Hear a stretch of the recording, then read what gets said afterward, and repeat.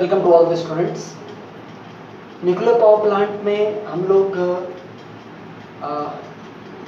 Light water, boiling water और pressurised water reactor complete कर चुके हैं।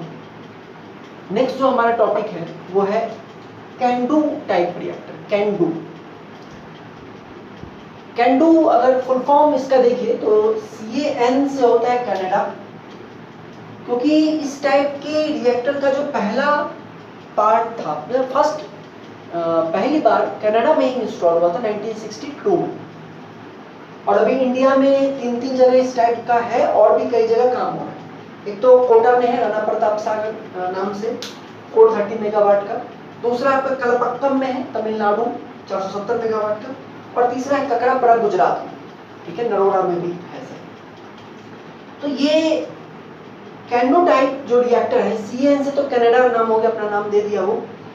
D से है deuterium, D2O heavy water, H2O light water, D2O heavy water, और U से है यूरेनियम, क्योंकि यूरेनियम को फ्यूल के रूप में यूज करते हैं। सबसे पहले ये जानना जरूरी है कि जब प्रेशराइज्ड वाटर रिएक्टर ने सभी डिमेरिट्स को खत्म कर दिया, रेडियो एक्टिविटी कम हो गई, सब कुछ ठीक हो गया, तो फिर इसकी क्या जरूरत है? देखिए, सबसे बड़ी जरूरत तो ये थी कि जो लाइट वाटर है या प्रेशराइज्ड वाटर रिएक्टर है, PWR, दोनों में हम लोगों को इनरिच्ड यूरेनियम यूज करना पड़ता था। लाइट वाटर में कुछ ज़्यादा इनरिचमेंट करना पड़ता था, हैवी वाटर में कुछ कम करना पड़ता था, बट दोनों ही केस में हमको यूरेनियम को इनरिच करना पड़ता था, और इनरिचमेंट का प्रोसेस कॉस्टली प्रोसेस है, ठीक है।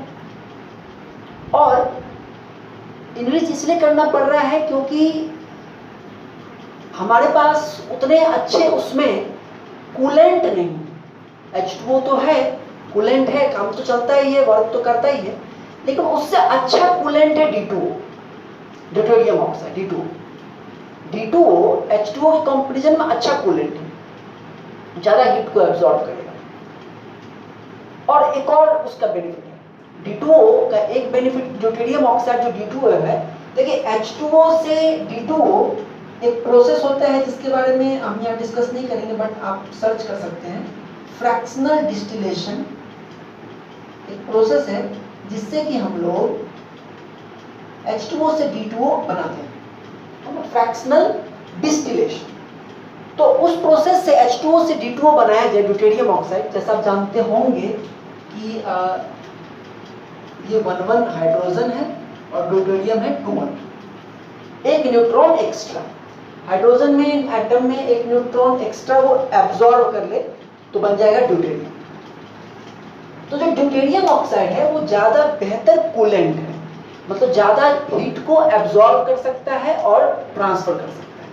तो एक तो बात ये हो गई।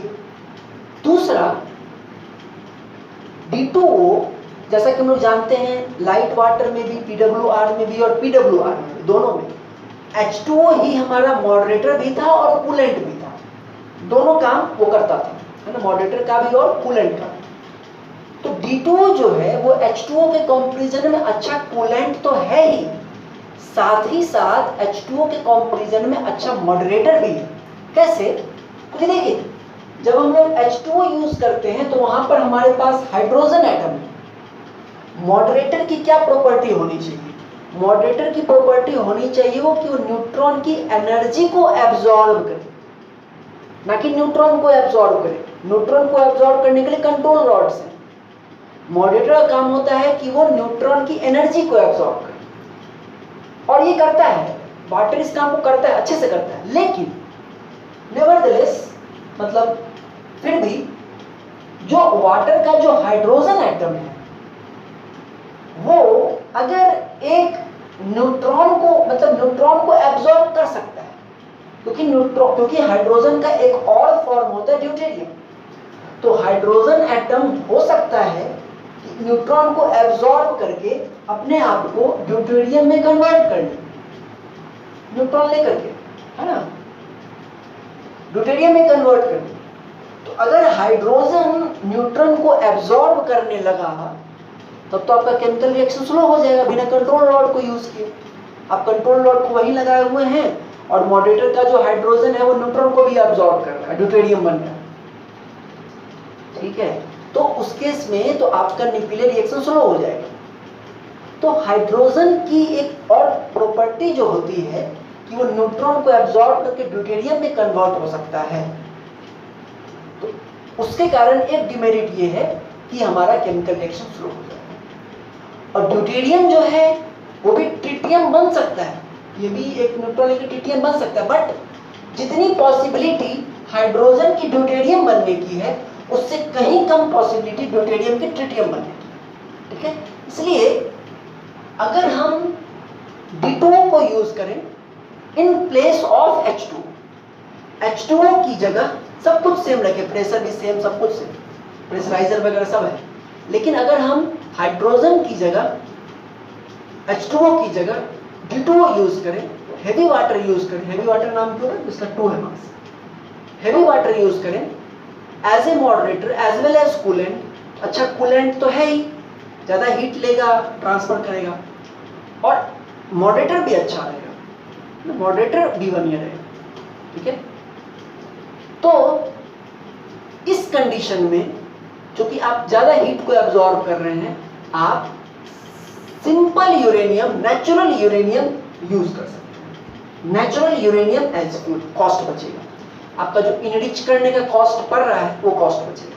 हालांकि एक खर्चा और बढ़ेगा क्योंकि आपको H2O को D2O में कन्वर्ट करना पड़ेगा फ्रैक्शनल डिस्टिलेशन से, या तो अपना फ्रैक्शनल डिस्टिलेशन प्लांट लगाइए या कहीं से खरीदिए। लेकिन आप अभी देखेंगे कि D2O का जो अमाउंट की मात्रा, D2O की मात्रा जो लगती है इस प्लांट में वो लगभग कांस्टेंट होती है, वो चेंज नहीं करती, इसलिए ये कंटिन्यूअस खर्च नहीं है। हो सकता है कुछ दिन बाद वो D2O कुछ उड़ जाए वो करंट लीकेज वगैरह के कारण, तो ही उसको मंगाना पड़ेगा, नहीं तो वो ऑलमोस्ट कांस्टेंट रहती है। इसलिए ये जो खर्च है ये बहुत ज़्यादा नहीं है, ठीक है ना। देखेंगे इसका वर्किंग, ये भी एक टू कूलेंट साइकिल का है, कैसे कैसे काम करता है वो सारा कुछ देखेंगे।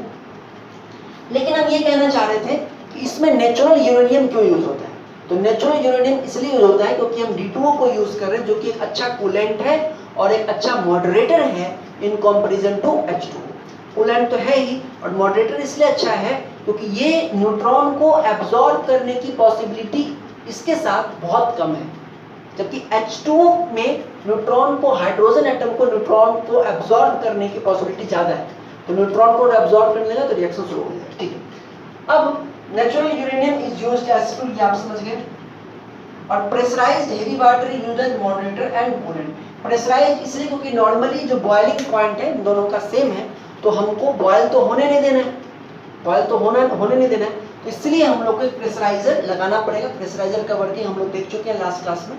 तो प्रेशराइजर लगा करके हम इसको अंदर में स्टीम बनने नहीं देंगे, है ना।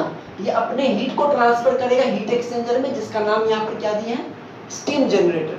हीट एक्सचेंजर ही है, इसमें अपने हीट को एक्सचेंज करेगा और वहाँ जाएगा और वो फिर इधर उधर जाएगा, ठीक है। तो प्रेशराइज्ड हेवी वाटर, यहाँ भी प्रेशराइजर ही है, यहाँ भी इसका टेम्परेचर, D2O का टेम्परेचर लगभग 320 तक जाता है, बट बॉयल नहीं होता है क्योंकि प्रेशर है। Third, boron used as control rod. हालांकि ये एक चीज है, boron used as control rod. हालांकि कुछ बुक्स में आप देखेंगे जेबी गुप्ता में या इस तरह से, उन्होंने कहा ये है कि कंट्रोल रॉड्स को नहीं भी यूज करते, है ना। और कहीं कहीं आपको मिलेगा कि वो है भी, तो इसलिए उसमें लिखा है कि नहीं यूज करते क्योंकि हमारे पास अब एक अच्छा मॉडरेटर है ना। तो हम जैसे कि न्यूट्रॉन की एनर्जी को अगर हम कम एब्जॉर्ब करें तो रिएक्शन स्लो हो जाएगा ना, और न्यूट्रॉन की एनर्जी को ज़्यादा एब्जॉर्ब करें तो हमारा जो रिएक्शन है वो फास्ट हो जाएगा। तो मॉडरेटर के डेंसिटी को, मॉडरेटर के अमाउंट को कंट्रोल करके भी न्यूक्लियर रिएक्शन को कंट्रोल कर सकते हैं इसमें। तो इसलिए कंट्रोल रॉड्स कहता है कहीं कहीं नहीं है, बट देयर आर प्रेजेंट, तो कंट्रोल रॉड्स है। नेक्स्ट, हीट एक्सचेंजर यूज, जो कि मैंने स्टीम जनरेटर में दिखाया। अब देखिए इसकी वर्किंग, जो फिगर है, इसमें एक बड़ा इंपॉर्टेंट पॉइंट है calandria. This is your calandria. ठीक है। एक्चुअली जो वहाँ पे न्यूक्लियर रिएक्टर होता था वो यहाँ कैलेंड्रिया है। कैलेंड्रिया एक्चुअली क्या है कि एक सिंपल सा आप समझिए कि वेसल है, मतलब एक जैसे न्यूक्लियर रिएक्टर होता था वैसा ही है, लेकिन ये एक सिलिंड्रिकल टाइप का है। देखिए जरा समझिए, एक सिलिंड्रिकल टाइप का है कुछ इस तरह से। यहाँ पे आपको इस तरह का दिखा, बट ये सिलिंड्रिकल टाइप का है। और इसमें होता क्या है कि इसमें कई सारे ट्यूब, मतलब सिलेंडर है, ठीक है, सिलेंडर है, और इस सिलेंडर के बीच में कई सारे ट्यूब्स हैं, ठीक है। सिलेंडर है, उसमें आप पानी भर सकते हैं, और उसके बीच में पाइप्स हैं, ट्यूब्स हैं, ठीक है। उन ट्यूब्स में क्या है, जो ये ट्यूब्स आप देख रहे हैं, ये ट्यूब्स मैंने लिखा भी है ट्यूब्स। इन ट्यूब्स में आपके फ्यूल रॉड्स हैं, और ये भी फ्यूल रॉड देखिए क्या होता है। एक्चुअली में यूरेनियम ऑक्साइड का जो रॉड आता है वो ये छोटा छोटा पेलेट होता है, ये एक पेलेट यूरेनियम ऑक्साइड का, और दूसरा तो एक पेलेट ये हुआ। इस तरह से कई सारे पेलेट्स को कनेक्ट करके, है ना, इस तरह के कई सारे पेलेट्स को कनेक्ट करके एक सिलेंडर बनाया जाता है, ठीक है, सिलेंडर। अब इस सिलेंडर को एक मेटल में इनक्लोज कर दिया जाता है, ठीक है। रिएक्शन तो होगा, न्यूट्रॉन तो जाएगा, हीट करेगा, वो ठीक है, तो ब्रेक नहीं हो स्ट्रेंथ, तो ये इसको मेटल में इनक्लोज कर दिया गया।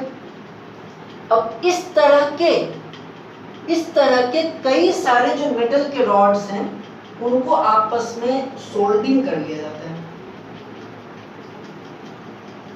और अगर आप इधर से देखें इस साइड से, तो वो आपको कुछ इस तरह का दिखाई देगा, नहीं सॉरी, इस तरह का कुछ दिखाई देगा, कई सारे इस तरह से आपस में सब सोल्डेड है, ठीक है। ये एक मेटल का रॉड है जिसके अंदर कई सारे पेलेट्स हैं। अब ये जो एक है, ये जो कंप्लीट आपको दिखा, 3 3 4 3 ये 8 रॉड का है ना।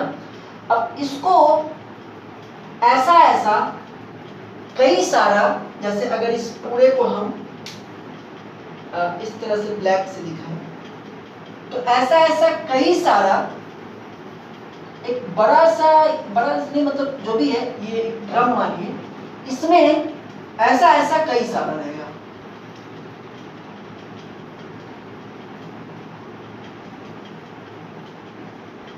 ठीक है। और इसमें भी वही मेटल वाला जो है,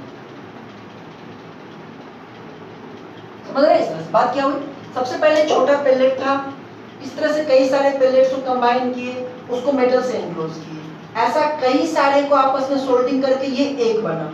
अब ऐसा कई सारा यहाँ पर है, और ये जो एक बनेगा वो आपको यहाँ पर एक दिख रहा है, ये एक है, ये जिसको कहते हैं फ्यूल बंडल, है ना। कई सारे पेलेट को कंबाइन करके मेटल में इनक्लोज कर दिए, उसके कई सारे को सोल्डिंग करके एक ऐसा बना दिए, और ऐसा कई सारा इनक्लोज होगा इसमें, तो ये एक बनेगा, और ऐसा एक आपको ये यहाँ दिख रहा है, और ऐसे कई सारे इस ट्यूब्स में लगे हुए होंगे, इस ट्यूब में डाल दिया जाता है, हाँ, थोड़ी दूरी पर ये बने, ठीक है। और ऐसे कई सारे ट्यूब्स होते हैं, और इस ट्यूब में सिर्फ ये फ्यूल बंडल ही नहीं होता है, इस ट्यूब में आपको हेवी वाटर भी सर्कुलेट होता है, कैसे देखेंगे अभी। और उसके साथ साथ इस सिलेंडर में भी हेवी वाटर प्रेजेंट रहता है, क्योंकि न्यूट्रॉन्स इधर से उधर, इस रॉड से इस रॉड कहीं भी मूव करेंगे तो ये हेवी वाटर रहेगा, तो उसको एब्जॉर्ब करेगा। अब देखिए इसका पूरा प्रोसेस थोड़ा समझिए। जैसे ये जो फ्यूल बंडल्स है, मान लीजिए न्यूट्रॉन किसी में हिट किया, तो फ्यूल बंडल में हिट किया, ये अंदर में मेटल के अंदर में जाकर के यूरेनियम को हिट किया, वहां से एनर्जी जनरेट हुई। अब इसके अंदर में जो, इस ट्यूब के अंदर में जो हेवी वाटर है D2O, वो D2O उस एनर्जी को एब्जॉर्ब करेगा, क्योंकि कूलेंट है ना। मतलब प्रत्येक फ्यूल बंडल में कई सारे, सैकड़ों हजारों पेलेट्स होंगे, एक फ्यूल बंडल में कई सारे ये हैं, और इसके अंदर में ये मेटल रॉड है, और उसके अंदर में पेलेट्स, तो रिएक्शंस होगा और हीट प्रोड्यूस होगा, है ना, हीट प्रोड्यूस होगा। उसको इसके पाइप के अंदर में जो D2O है, इस पाइप के जो ट्यूब है इसके अंदर में जो D2O है वो उसको एब्जॉर्ब करेगा हीट को, बाहर वाला नहीं। बाहर वाला जो ये सरफेस पर है, जो बाहर मतलब ये जो सिलेंडर के अंदर में है वो तो सिर्फ मॉडरेटर है। सिलेंडर के अंदर में जो D2O है वो तो सिर्फ मॉडरेटर है, वो तो इस पाइप से इस पाइप ट्यूब में जाने वाला जो न्यूट्रॉन होगा, मतलब कि यहाँ पर ये भी मॉडरेटर है D2O, तो इस पाइप से इस पाइप में जो न्यूट्रॉन मूव करेगा इस तरह से उनको स्लो करने के लिए। मैंने कहा ना कैलेंड्रिया इज अ सिलेंडर, उसमें कई सारे पाइप्स लगे हैं, पाइप में फ्यूल बंडल है और D2O है, और बाकी सिलेंडर हॉलो नहीं है, उस सिलेंडर में भी D2O भरा हुआ है, लेकिन सिलेंडर में जो D2O भरा हुआ है वो सिर्फ मॉडरेटर है। लेकिन जो ट्यूब के अंदर में जो D2O है वो मॉडरेटर का भी काम कर रहा है और कूलेंट का भी काम कर रहा है, क्योंकि हीट को ले जा रहा है और वो वहां पर है तो न्यूट्रॉन को स्लो भी करेगा, बट उसका मेन पर्पस है हीट को एब्जॉर्ब करके बाहर ले जाना। और बाकी जो सिलेंडर में जो भरा हुआ है आपको D2O, उसका काम सिर्फ मॉडरेटर का है। अब ये जो कई सारे इस तरह के पाइप्स हैं, अब इसके अंदर जो D2O है एनर्जी को लेकर के कहाँ जाएगा, स्टीम जनरेटर में, यानी पंप है जो कि इसको सर्कुलेट करेगा, ये जाएगा स्टीम जनरेटर में। ये प्रेशराइजर कैसे प्रेशर बनाएगा वो आप जानते हैं, ये जाएगा स्टीम जनरेटर में, हर जगह से जितने पाइप हैं सबसे जाएगा स्टीम जनरेटर में। स्टीम जनरेटर में ये D2O अपनी एनर्जी देगा नॉर्मल वाटर को। ध्यान दीजिएगा, जो ये है जो पाइप के अंदर में है वो है D2O, लेकिन जो स्टीम जनरेटर में जो पानी है वो है H2O, ठीक है, H2O। और ये H2O को अपना हीट देगा, ये H2O स्टीम में कन्वर्ट होगा और ये चला जाएगा टरबाइन में, और टरबाइन के बाद की कहानी आपको पता है, वो स्टीम आएगा कंडेंसर में, कंडेंसर उसको वाटर में कन्वर्ट करके फिर दे देगा कहाँ, पंप के थ्रू स्टीम जनरेटर में। तो ये अपना काम चलता रहेगा। तो ये एक अलग साइकिल है, H2O का साइकिल है, और ये हमारा ये जो यहाँ पर ठंडा हुआ, ठंडा होकर के फिर ये पंप के थ्रू फिर से इसमें भेजा गया। समझ में आ रहा है? ट्यूब के अंदर में जो D2O है वो इस रिएक्शन से हीट लेता है, ठीक है, और हीट लेकर के गर्म होता है और अपनी एनर्जी को स्टीम जनरेटर को देता है, और फिर एनर्जी देने के बाद ठंडा होगा, फिर सर्कुलेट होगा, ये चलते रहे। तो आपको हम ये कहना चाह रहे हैं कि देखो क्या D2O बर्बाद हो रहा है, बहुत कम हो रहा होगा या ना के बराबर, क्योंकि जो यहाँ पे D2O आया, हीट हुआ, वो फिर ठंडा हुआ और फिर सर्कुलेशन, ये सर्कुलेशन है, यहाँ पे बर्बाद होने की कोई गुंजाइश मतलब कोई चांस ही नहीं है। फिर सिलेंडर के अंदर में है वो तो रखा हुआ है सिंपल, उसके भी होने की कोई चांस नहीं। तो फ्रैक्शनल डिस्टिलेशन का जो खर्चा है H2O से D2O में करने का वो वन टाइम कॉस्ट है, तो उसमें ज़्यादा प्रॉब्लम नहीं है। हालांकि आपको अब इनरिचमेंट नहीं करना पड़ेगा फ्यूल का, तो ये एक फायदा है, ठीक है। तो कैन डू रिएक्टर यही है आपका, और इसका मेन एडवांटेज ये है कि हम लोग नेचुरल यूरेनियम को यूज़ कर सकते हैं, एफिशिएंसी बेटर हो जाती है पावर प्लांट की, इसलिए पॉपुलर भी है काफ़ी। बट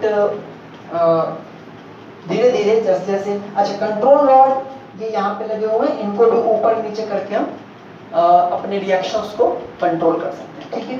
तो ये था आपका कैन डू रिएक्टर। इसके अलावा 3 और रिएक्टर हैं, वो छोटे छोटे हैं, मेनली आपको ये 3 इंपॉर्टेंट था, देखते हैं उनको। नेक्स्ट जो है वो है फास्ट ब्रीडर रिएक्टर। ये बड़ा इंटरेस्टिंग टाइप का रिएक्टर है, और एक्चुअली जो फास्ट ब्रीडर रिएक्टर्स हैं इनका मेन पर्पस ये है, पावर जनरेशन तो है ही, लेकिन इसके अलावा इनका जो मेन पर्पस है वो है नॉन फिसाइल एलिमेंट्स को फिसाइल बनाना। नॉन फिसाइल, जो फिसाइल नहीं है उनको फिसाइल बनाना, क्योंकि आप जानते ही हैं कि जो हमारे पास जो यूरेनियम है उसमें से 99% लगभग आपका 238 है जो कि नॉन फिसाइल है, और बाकी बच गया यूरेनियम जो है सो वो है। इसके अलावा जो रेडियो एक्टिव है वो है थोरियम, प्लूटोनियम। थोरियम तो है हमारे पास लेकिन वो भी नॉन फिसाइल है। प्लूटोनियम एक फिसाइल है लेकिन काफ़ी कम मात्रा में। तो इस न्यूक्लियर पावर जनरेशन को फ्यूचर इसका और अच्छा हो उसके लिए हमें ज़्यादा से ज़्यादा मात्रा में फिसाइल मटेरियल्स चाहिए, लेकिन हमारे पास है नहीं। लेकिन एक केमिकल रिएक्शन होता है, आप यहाँ देखिए, यूरेनियम 238 पे अगर कंटिन्यूअस लगातार बॉम्बार्डमेंट हो न्यूट्रॉन से, यूरेनियम 238 पे कंटिन्यूअस अगर न्यूट्रॉन से बॉम्बार्डमेंट हो तो वो कन्वर्ट हो जाता है, पॉसिबिलिटी है कि कन्वर्ट होगा U92 239 यूरेनियम, 239 यूरेनियम कन्वर्ट होगा, लेकिन वो उस स्टेट बहुत अनस्टेबल, उस स्टेट में मात्र 24 मिनट रहेगा और उसके बाद एक बीटा पार्टिकल को बाहर करके वो बन जाएगा नेप्टूनियम, है ना, 239-93 नेप्टूनियम, और वो नेप्टूनियम भी बहुत अनस्टेबल है और उससे भी एक बीटा पार्टिकल निकलेगा और वो क्या बनेगा, वो बन जाएगा plutonium, highly fissile and highly toxic, बहुत टॉक्सिक भी है लेकिन फिसाइल है, 239-94 plutonium and plutonium is fissile. So एक प्रोसेस ये हो सकता है कि अगर यूरेनियम 238 पे कंटिन्यूअस बॉम्बार्डमेंट किया जाए न्यूट्रॉन का तो वो हो सकता है कि प्लूटोनियम में कन्वर्ट हो जाए। ऐसा ही एक रिएक्शन और है कि अगर थोरियम पे, जो कि हमारे यहाँ काफी मात्रा में है इंडिया में, तो थोरियम पे अगर न्यूट्रॉन का कंटिन्यूअस बॉम्बार्डमेंट हो तो वो कन्वर्ट होता है, जो कि थोरियम नॉन फिसाइल है, फिसाइल नहीं है, लेकिन वो कन्वर्ट होता है 233-90 थोरियम में, जो कि अनस्टेबल है, मात्र 22 मिनट रहेगा और फिर उसमें से भी एक बीटा पार्टिकल निकल के हो जाएगा 233-91 पैलेडियम, और ये भी अनस्टेबल है, इसमें से बीटा निकल जाएगा तो होगा 92-233 यूरेनियम विच इज फिसाइल। तो ऐसा हम कर सकते हैं कि जो नॉन फिसाइल है जैसे यूरेनियम 238 काफी मात्रा में है और थोरियम हमारे इंडिया में काफी मात्रा में, उनको हम फिसाइल मटेरियल में कन्वर्ट कर सकते हैं। अब ये जैसे करते हैं वही है आपका फास्ट ब्रीडर रिएक्टर। थोड़ी तो ये है, ऐसा कर सकते हैं। अब करेंगे कैसे, तो वो हम लोग फास्ट ब्रीडर रिएक्टर में करते हैं, जो कि डुअल पर्पस निभाता है, एक तो एनर्जी भी प्रोड्यूस करके देता है और दूसरा नया फ्यूल भी बना के देता है। देखिए कैसे करते हैं। ये तो simple reactor shielding and nuclear reactor है, आपको पता है।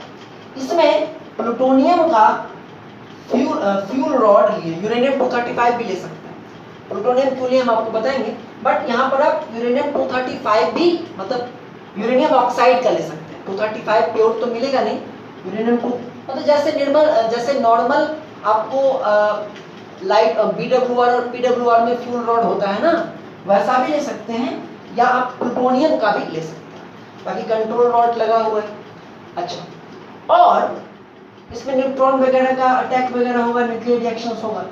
और इसमें किया जाता है कि जो न्यूक्लियर रिएक्टर के जो वॉल्स हैं, जो दीवार है ना, उन दीवार पे लाइनिंग की जाती है, मतलब उन दीवार पे आपके चिपकाया जाता है, लगाया जाता है यूरेनियम 238। ये दीवार पे आप देखिए यूरेनियम 238 का रॉड को दीवार से सटा के लगाया गया पूरा। यहाँ थोरियम भी लगा सकते हैं, थोरियम भी लगा सकते हैं, लेकिन ये यूरेनियम 238 का वाल का लाइनिंग पूरे के पूरे चारों तरफ किया होगा क्या कि जो न्यूट्रॉन्स इनको हिट करेंगे प्लूटोनियम रॉड्स को, वो ऐसा नहीं कि सिर्फ इन्हीं को हिट करते हैं, वो इधर उधर मूव करते हैं तो वो जाके दीवार पे भी टकराते हैं। जो दीवार है इस पे भी जाके टकराएगा और दीवार पे क्या लगा हुआ है, यूरेनियम 238। तो कंटिन्यूअस बॉम्बार्डमेंट होने से ये यूरेनियम 238 इस रिएक्शन के थ्रू कंप्लीटली प्लूटोनियम में कन्वर्ट हो जाता है, कंप्लीटली प्लूटोनियम में कन्वर्ट हो गया। और जब ये प्लूटोनियम में कन्वर्ट हो गया उतने देर में, या जब भी अगर आपका ये प्लूटोनियम का कोई भी अगर एक रॉड, जो मेन रॉड है, वो अगर आपका खराब हो गया हो, और इनफैक्ट ये भी बात है कि जितने दिन में ये रॉड पूरी तरह से खराब होता है उससे पहले ही आपके पास नया रॉड तैयार हो जाता है। समझ रहे हैं? जितने दिन में ये एक रॉड खत्म होगा उससे पहले ही आपके पास ये नया रॉड तैयार है। इसको हटाओ, अब हमको यूज करो, तो फ्यूल का कॉस्ट बचा।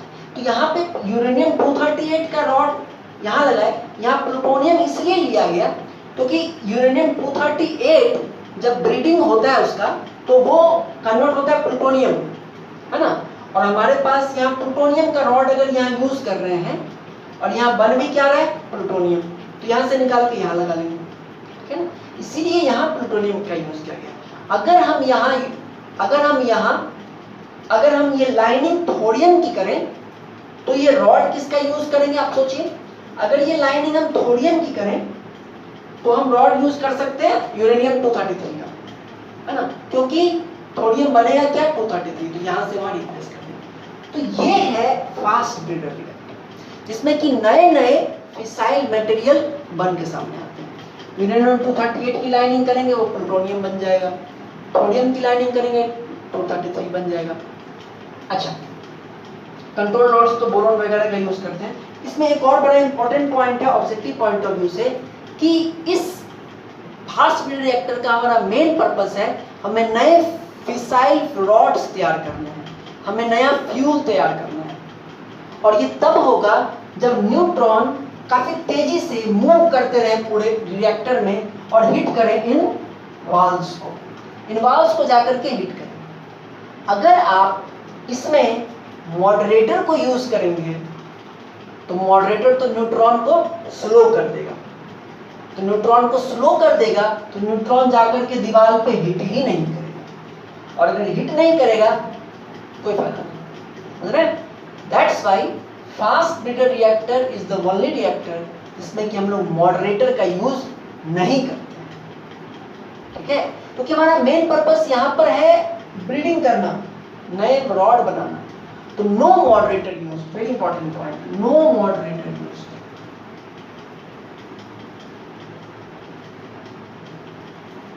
No moderator use. कारण समझ में आया? क्योंकि मॉडरेटर अगर रहेगा तो न्यूट्रॉन के को स्लो कर देगा, और न्यूट्रॉन को स्लो करेगा तो हमारा काम कैसे होगा, ठीक। तो एक बात आपने समझा कि मॉडरेटर का यूज नहीं होता है। अब कूलेंट तो चाहिए, अंदर में जो एनर्जी है उसको तो निकालना है ना, अंदर में जो एनर्जी है उसको तो निकाल के ले जाना है बाहर।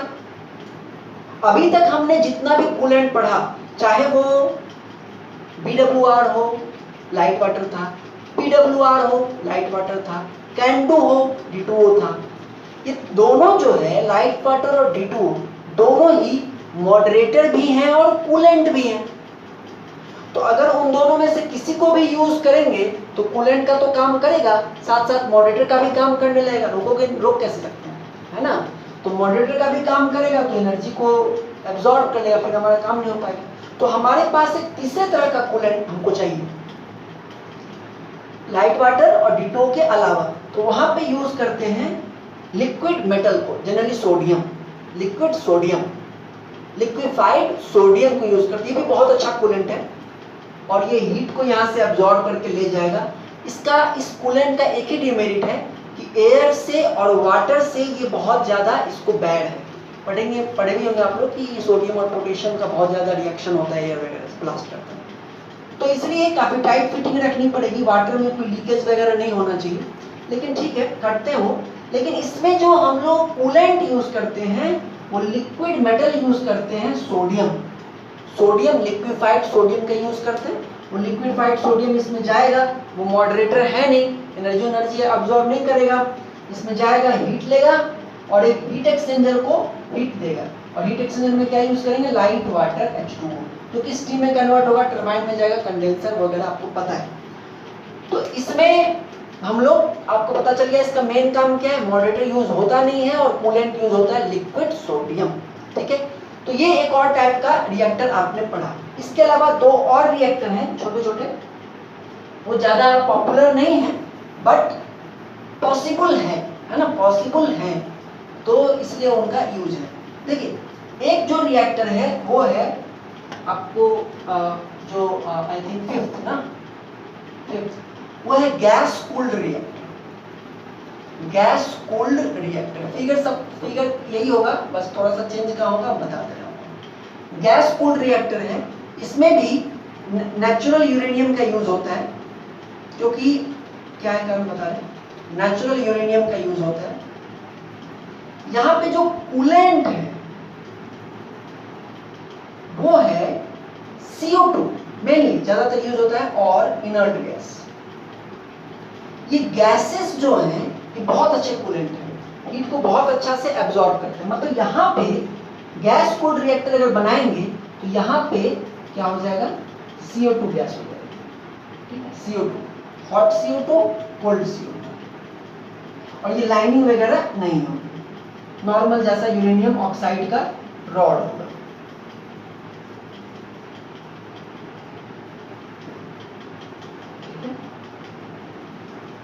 ठीक है, कोई लाइनिंग वगैरह नहीं होगी। हमारा मेन पर्पस है यहाँ एनर्जी प्रोड्यूस करना।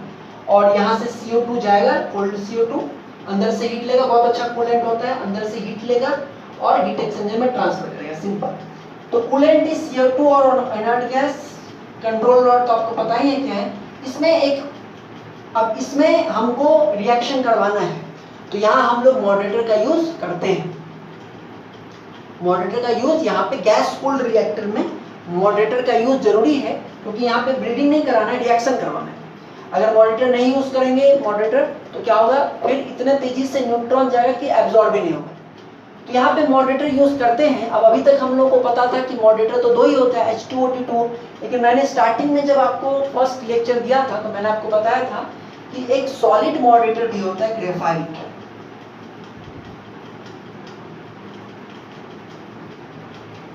तो यहाँ पे हम लोग यूज करते हैं ग्रेफाइट को।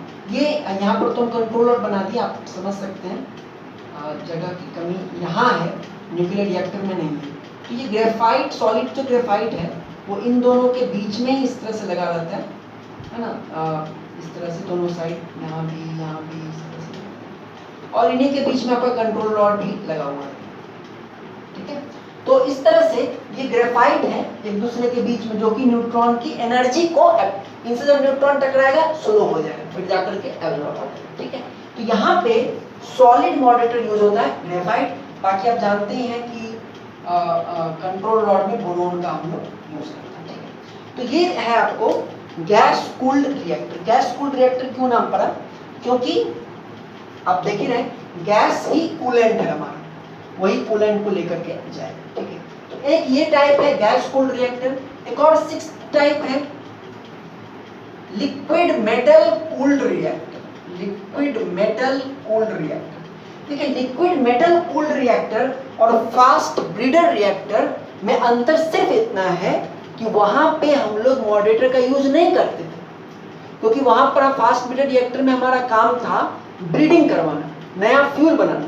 लेकिन ये जो लिक्विड मेटल कूल्ड रिएक्टर है, इसका काम है एनर्जी को प्रोड्यूस करना, है ना। तो यहाँ पे हमारा स्लाइटली नेचुरल यूरेनियम ही यूज होगा और कूलेंट हमारा होगा लिक्विड मेटल यानी सोडियम। ठीक है, कूलेंट होगा सोडियम, फ्यूल वगैरह यूरेनियम ऑक्साइड रहेगा, ये होगा लिक्विड मेटल यानी कि सोडियम। ठीक है, हॉट लिक्विड सोडियम। और सेम चीज है, लिक्विड मेटल यहां से जाएगा, अंदर से एनर्जी को एब्जॉर्ब करेगा, हीट एक्सचेंजर में ट्रांसफर करेगा। लेकिन यहाँ पे मॉडरेटर चाहिए क्योंकि हमको एनर्जी प्रोड्यूस कराना है, तो यहाँ पर भी हम लोग यूज करेंगे ग्रेफाइट। ठीक है, ग्रेफाइट का यूज होगा यहाँ पर, सॉलिड मॉडरेटर ग्रेफाइट और बोरोन का कंट्रोल रॉड है। तो ये लिक्विड मेटल भी एक टाइप का, लिक्विड मेटल कूल्ड रिएक्टर एक टाइप का रिएक्टर है। तो हमने 6 तरह के रिएक्टर पढ़े। सबसे पहला BWR पढ़ा, उसके बाद PWR, उसके बाद CANDU, उसके बाद फास्ट ब्रीडर, फिर गैस कूल्ड और लिक्विड मेटल कूल्ड। तो gas cooled, liquid metal cooled ये सब उतने इंपॉर्टेंट नहीं है, बट 1-2 नंबर में शॉर्ट नोट में पूछ सकते हैं आपको। ज़्यादा इंपॉर्टेंट है आपका CANDU, PWR, BWR। ठीक है, और फास्ट ब्रीडर भी लिक्विड मेटल वगैरह की श्रेणी में आता है। हालांकि सबका नोट्स आपको मिल चुका है, तो आप उसको तैयार कर लेंगे। ठीक है, तो इसी के साथ आपका NPP खत्म हो गया, न्यूक्लियर पावर प्लांट। अगले क्लास से हम लोग स्टार्ट करेंगे हाइड्रोइलेक्ट्रिक पावर प्लांट।